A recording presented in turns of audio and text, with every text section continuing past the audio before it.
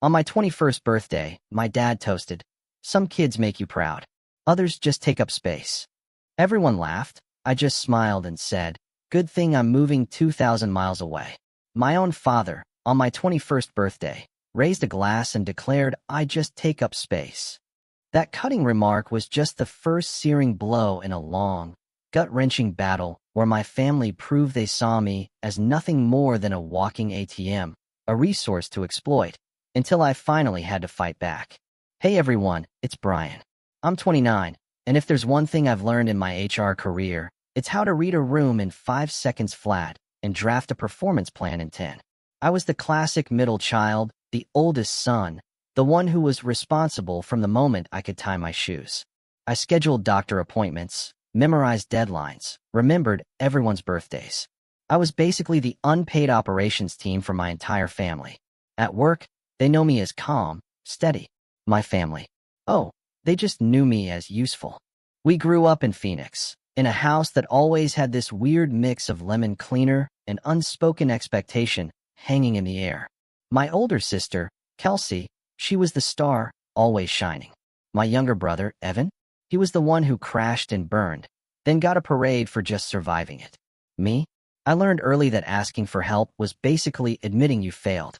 So, I just stopped asking. I kept things simple. Gym at 6 a.m., coffee black, phone on Do Not Disturb until 8.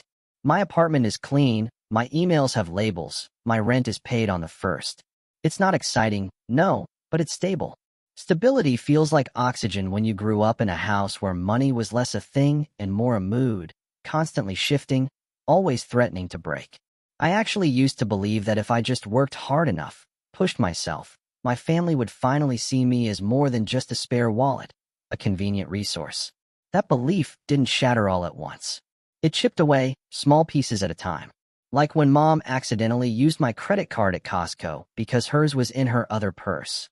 Or when Dad texted, "Pitch in for Evan's tires. Don't be the only one who doesn't."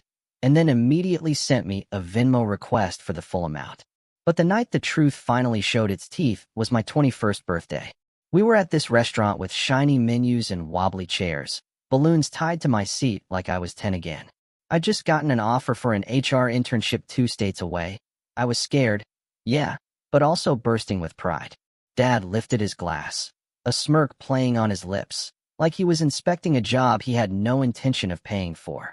He looked around the table and said, "Some kids make you proud. Others just take up space." The table chuckled, a quick, automatic sound, the kind people make to keep the peace. Kelsey hid her smile in her napkin. Evan just smirked at his phone. Mom patted my shoulder. "Oh, Tom," she murmured, as if it was some hilarious inside joke he didn't mean. But I knew he did. I forced a smile back, though my ears were ringing, a dull roar building inside me. I felt this surge of adrenaline, a cold, hard resolve settling in. I said, "Good thing I just got my own place 2,000 miles away." I pushed my chair back, the scrape loud in the sudden silence. "Don't worry," I started. "You'll never." I didn't finish. I couldn't. The server arrived with a cake that said, "Beer I am," because someone misread the form. I blew out the candles in one single breath, my only thought. Asterisk, I'm leaving. I'm leaving and I'm not coming back for a long, long time. Asterisk, but the real gut punch, the actual first trigger that night, wasn't Dad's cruel toast. It was Mom, whispering conspiratorially as I cut the misprinted cake. "We'll talk about the card later, honey. Just be flexible." I didn't even know what card she was talking about, but I would find out. And that's when the money stopped being a background hum and became the entire, deafening soundtrack of my life. 6 weeks later, I was in Seattle. A studio apartment that smelled like old paint and pretzels, but it was mine. An HR internship with a real badge. I bought a used couch off Facebook Marketplace and a lamp that leaned like it needed therapy. It was all mine. I called Mom to give her my new address. "Proud of you, baby," she cooed. Then, quick as a flash, "Oh, your student loan autopay bounced. Can you check?" I didn't have autopay. I opened my banking app. There it was, a charge I didn't recognize. Sun Valley Utilities, Phoenix, $286.74. I called her back, my voice tight. "What's Sun Valley Utilities?" "Oh," she said, too fast. "They wouldn't put the account in Evan's name because of, his issues. So, we just used yours. For now. It's temporary, she chirped. Temporary. I froze. You used my social security number? Silence. Then, the classic. Oh, Brian, you're being so dramatic. We needed the account for your family. I wrote the word temporary on a sticky note and slapped it on my laptop. In HR, words like temporary always come with an end date you can point to. In my family, temporary wasn't a timeline. It was a suffocating, endless vibe. That internship became a full-time role. I handled onboarding packets, coached 2 managers through a probation plan, and learned how to say, "That's outside scope," without sounding like a brick wall. And I kept sending money home for emergencies. Evan's fender bender. The dog's surgery. A small payroll gap at Dad's shop. Mom would text, "We'll pay you back on Friday." Friday came and went. New emergency, new promise. I could chart the cycle like a weather map. At 23, I got promoted to HR generalist.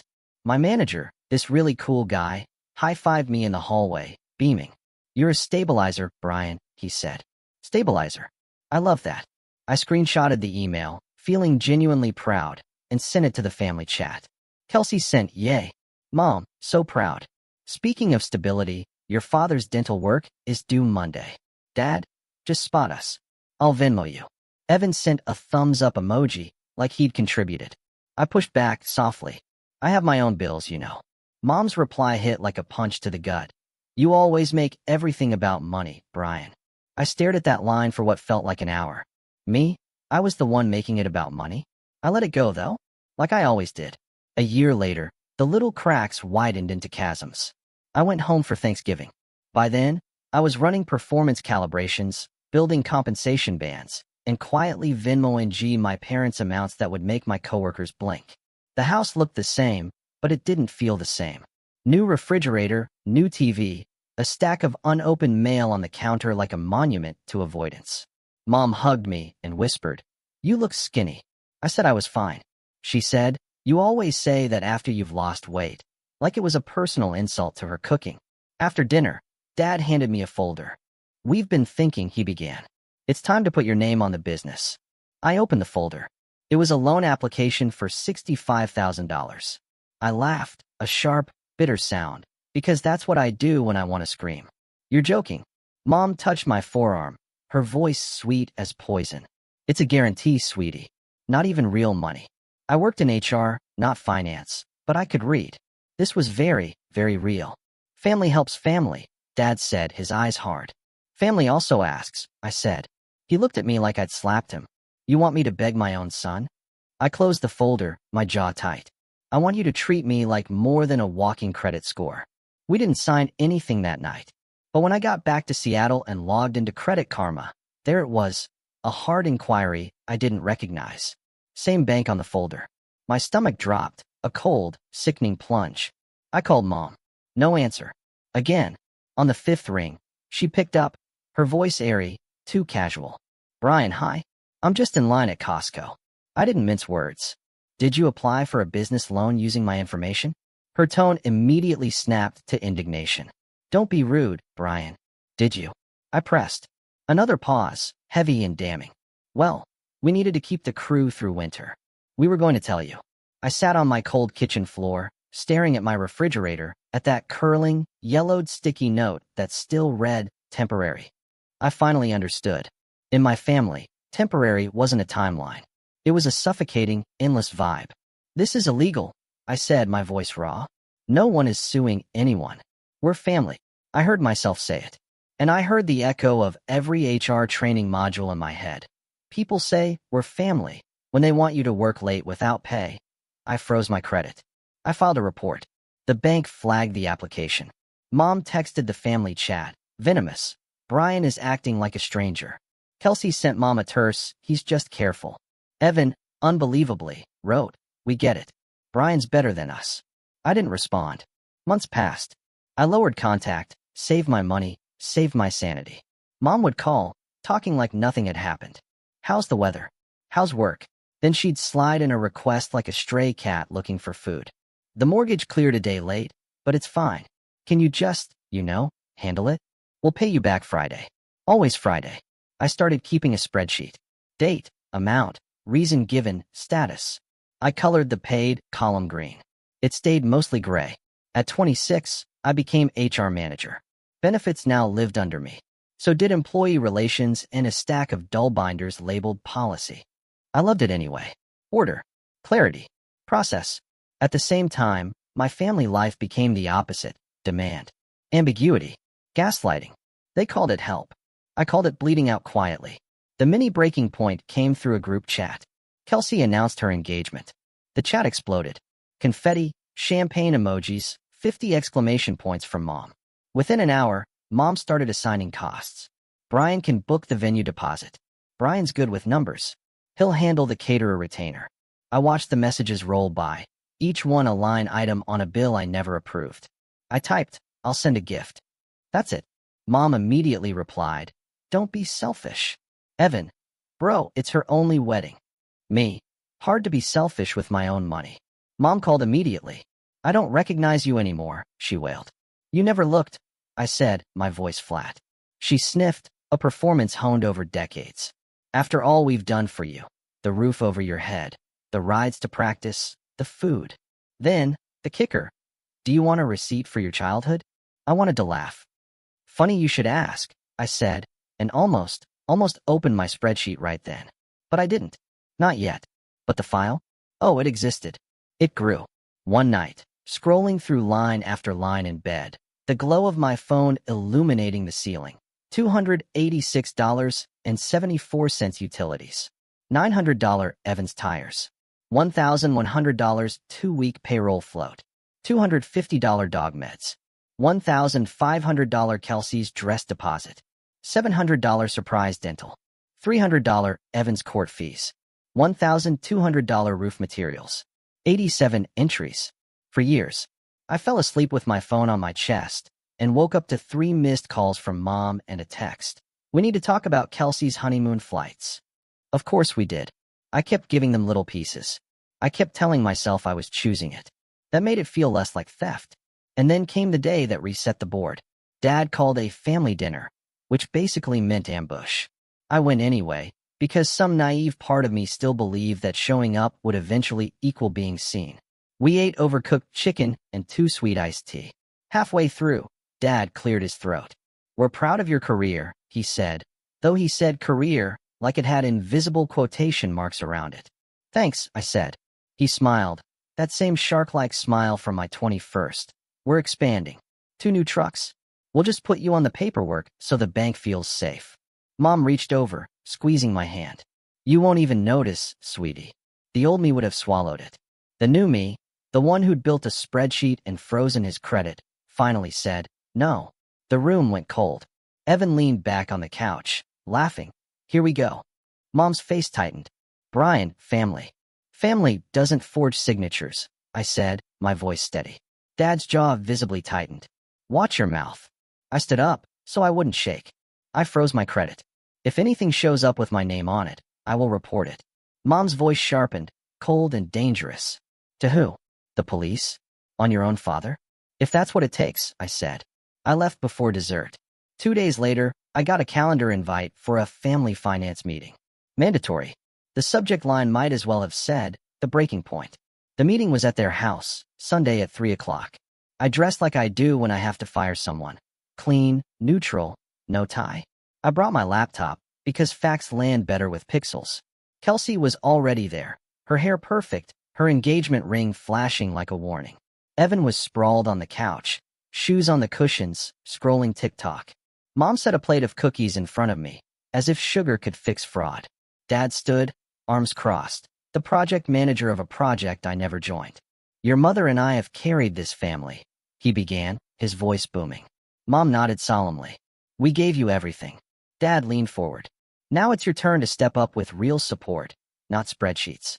"Funny you say that," I said, and opened my laptop, the screen mirroring to their massive new TV. My spreadsheet, meticulous and damning, filled the entire room. Row after quiet row. Kelsey squinted. "What is this?" "For years," I said, my voice calm. "Amounts you asked for, reasons you gave, whether you paid me back." Evan snorted. "You making a documentary?" I scrolled. I didn't raise my voice. That was key. October 14th, $1,500 for 2-week payroll float. November 2nd, $900 Evans tires. November 19th, $286.74 utilities. December 7th, $1,200 tax shortfall. December 22nd, $300 court fees. January 3rd, $1,100 roof materials. January 14th, $250 dog meds. January 25th, $2,000 order deposit. Mom's voice was suddenly small, wounded. Why are you keeping score, Brian? I met her gaze, unflinching. Because you taught me, I said, my voice steady, that it's my job to care about the numbers. Dad stepped forward, his face mottled. The business had a rough patch. You think you're better than me because you sit at a desk? I think I'm not a bank, I said. Kelsey's voice came out tiny, almost a whisper. We were going to pay you back. I clicked to the second tab. Receipts, transfer confirmations, screenshots. You really weren't. Evan rolled his eyes. Is this why we're here? To watch a PowerPoint? No, I said. This is why we're here. I pulled up a PDF, the bank letter about the blocked application, my fraud alert, the timeline. Dad's face went white. He knew. He knew I knew. You're overreacting, he muttered. You tried to sign my name, I said. That's not a reaction problem. That's a boundary problem. Mom's voice trembled, but somehow got meaner at the same time. You would send your own father to jail? I would protect myself, I said. Silence. Then Dad did what he always does, went for the jugular, for humiliation. He lifted his chin. Some kids make you proud, he said again, slower this time. Others just take up space. Kelsey flinched, like she felt that blow in her gut, too. Evan laughed. Mom waited for me to apologize. I didn't. I closed the laptop. I'm done, I said. Mom's face crumpled and rearranged in 1 second. Anger, pity, rage, pleading. Brian, don't be like this. We need you. What will happen to us? There it was. The manipulative middle note. I knew it by heart from work. What will happen if I don't sacrifice myself? She meant. I answered like I would at work. Clear, simple. You will figure it out, I said. Because I won't be your plan anymore. Dad sneered, his face ugly. You think you're somebody because you moved away? I think I'm somebody because I have to be, I shot back. My voice didn't waver. Evan stood. Don't come crying when you need a family. I haven't cried to you once, Evan, I said, my voice sharp. I sent money. That's what I did. Kelsey whispered, Brian. She looked scared. Not for me. For the collapse of her wedding registry. I put a plain white envelope on the coffee table. Inside was a printed copy of a boundary letter. Plain language. Bullet points. Effective dates. I'd written it like a policy because that's what I knew. What I understood. Dad didn't touch it. What is this? Expectations. I said. Starting today, I won't fund the business. I won't co-sign loans. I won't be responsible for Evan's fines, tires, fees, or court costs. I won't pay deposits for weddings, honeymoons, or dental work. If you open accounts in my name, I will report it. If you harass my work number, I'll have it blocked. If you need help, ask each other. Or a professional. Mom's mouth opened and closed. You can't do this to us. I'm not doing anything to you, I said. I'm stopping what you're doing to me. Evan scoffed. This is why no one likes HR. This, I said, is why HR exists. Mom dissolved into messy, performative tears. It would have shattered me a year ago. It would have worked. She reached for my hand. We're your family. I know, I said. That's why I'm leaving now. Instead of staying and resenting you until I explode. Dad said, his voice flat with menace. You walk out that door, don't come back. Okay, I said. I picked up my laptop. Kelsey whispered, her voice barely audible. What about the deposit? It hung there, ridiculous and fragile, in the stale, sweet air. I looked at her. I'll send a blender. Dad laughed once, an ugly, grating sound. Some kids make you proud. I opened the door, a sudden clarity flooding me. Some adults learn, I said, looking back at them. Some just take up space in your bank account. Then I walked out. The sun was too bright. I put on my sunglasses and walked to my car, my hands shaking, but my head completely, gloriously clear. The first week after the meeting was loud on my phone, but quiet in my head. Mom called 12 times in a day, then texted, I forgive you. When that didn't land, she sent, you're not well. Then, we'll talk Friday. Friday. Like always, a deadline with no action attached. I muted the family chat. I told my therapist what happened. She said, "You set a boundary and tolerated their reaction." It sounded like a sentence from a handbook, but I needed that plainness. At work, muscle memory carried me. I mediated a conflict over desk assignments, wrote a clean performance plan for a chronically late designer, created a new onboarding checklist that actually worked. I took a lunch break every day and ate outside, phone in my bag. I didn't realize how heavy my shoulders were until they weren't. Then, the fallout started at home. Kelsey called me from a number I didn't recognize. I answered, because unlike my parents, Kelsey sometimes tries. "Hey," she said, her voice brittle. "So, Mom canceled the florist." "I'm not the florist," I said. "I know," she replied. She said if you're not participating, then we all have to tighten up." "That's not what she means," I told her. "She means you have to push me." Kelsey was quiet long enough that I thought the call dropped. "It's always been like this," she said, her voice small, like she was finally admitting an open secret. "Remember when Dad made you give Evan your car for the summer? And then he totaled it, and you apologized for being upset?" I remembered, all right, every agonizing detail. Kelsey exhaled, a long, shaky breath. "I'm sorry for not seeing it. Or, for seeing it and not helping." "Seeing it and not helping," I said, and I surprised myself with how calm I was, "is a kind of decision." She laughed, a brittle sound. "I might move the wedding. Smaller. I don't know." Then quieter. "I'm looking at apartments." "Apartments." I sat up straighter. She laughed once, this time less brittle. "You think I never had my own version of this? Not with money, maybe, but with attention. With Dad. We talked for an hour. Not about deposits. About leaving. About staying. About how you get to be 30 without ever having your own room in your own head." When we hung up, I felt something in my chest release that had been tight since high school. Meanwhile, Mom went on a full-blown smear campaign. She called my aunt. She called my grandmother. She called my godmother, who still sends me Christmas cards with glitter in the envelope. The message was always the same. "Brian is abandoning us." My aunt texted me a screenshot and wrote, "You okay?" I wrote back, "I'm fine. Just not funding the family anymore." She sent a heart emoji, then "proud of you." I saved that one. Dad didn't call. He posted a meme on Facebook about ungrateful kids these days, the kind with an eagle and a flag. A neighbor commented, "Preach." And I just closed the app.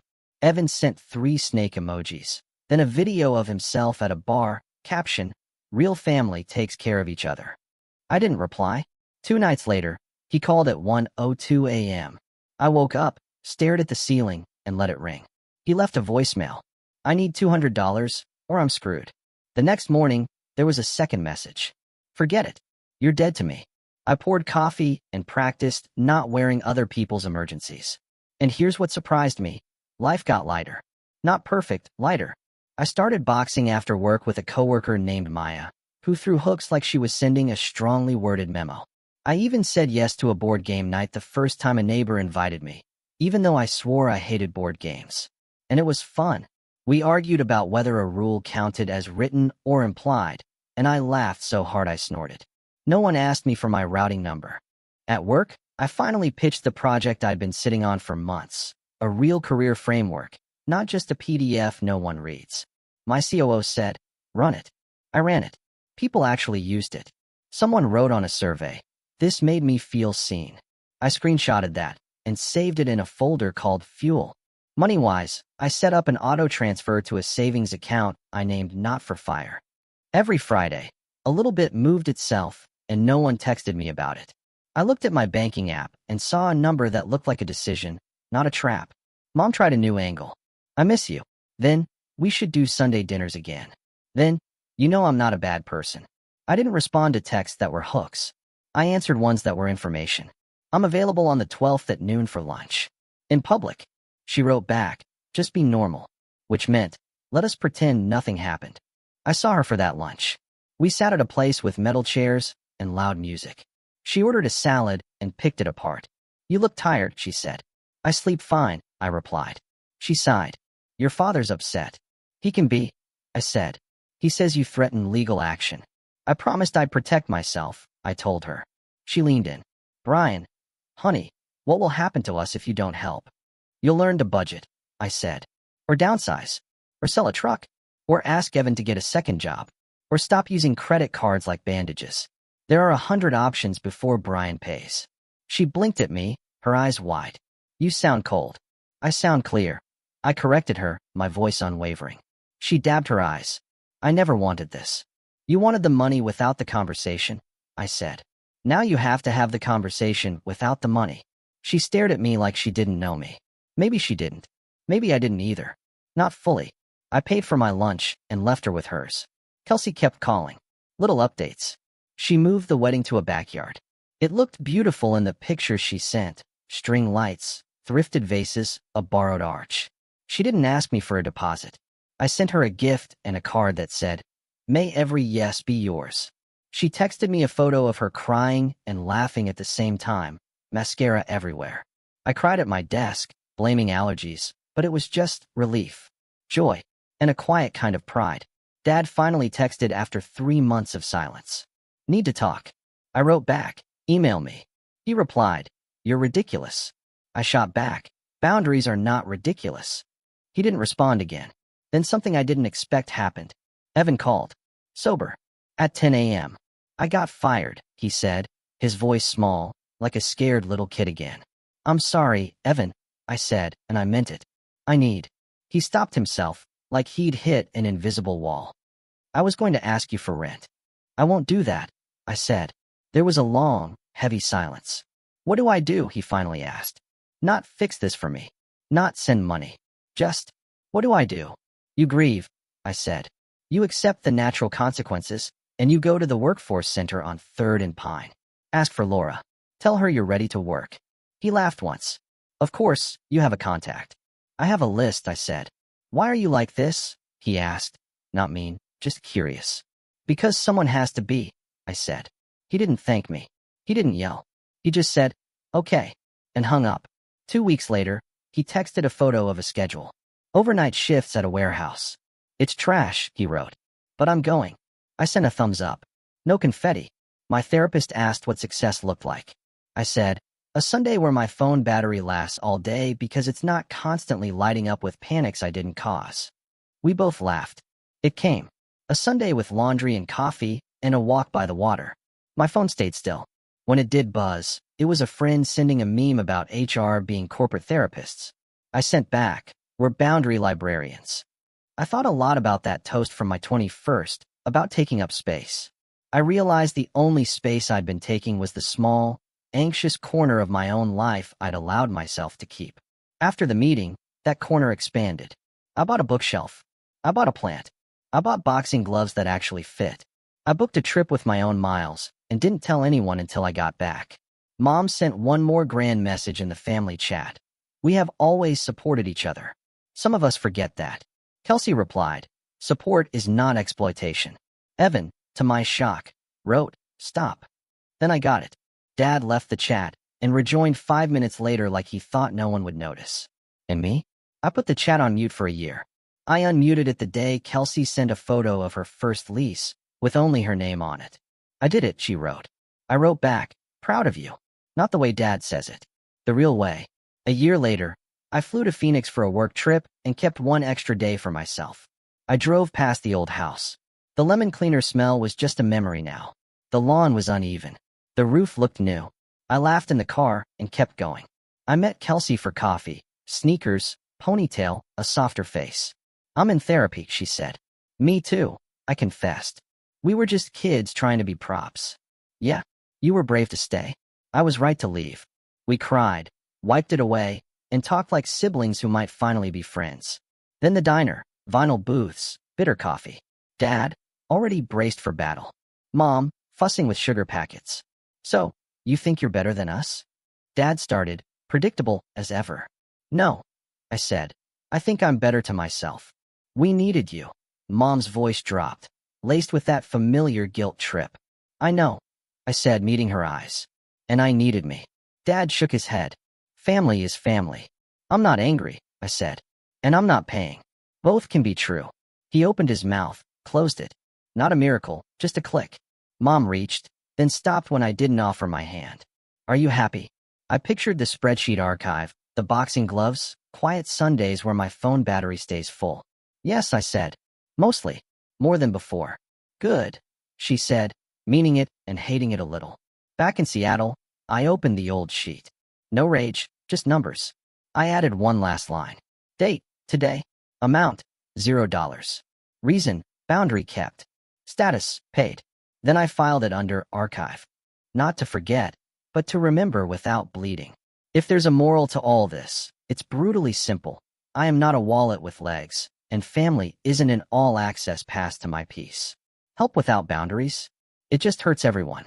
You don't need a full-blown crisis to finally say no.